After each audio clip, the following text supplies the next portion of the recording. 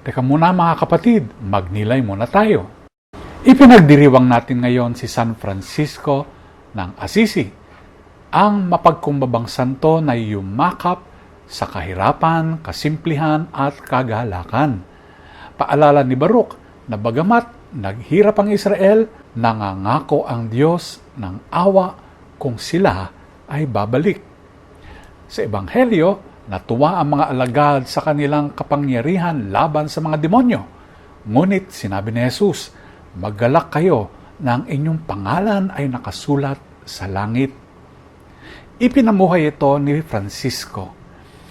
Iniwan niya ang kayamanan at karangyaan upang maging mahirap kasama ni Kristo. Tulad ng mga alagad, ang kaniyang tunay na kagalakan ay hindi sa kapangyarihan, kundi sa pag-aari ng Diyos. Kilala siya na nangaral pa nga maging sa mga ibon. Paalala na ang lahat ng nilikha ay nilalang upang purihin ang may kapal. Ang kanyang kababaang loob ang naging kanyang dakilang lakas.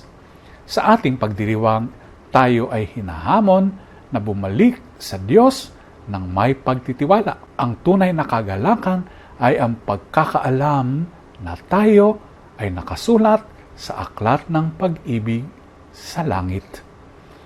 Pagnilayan po natin ito. Amen.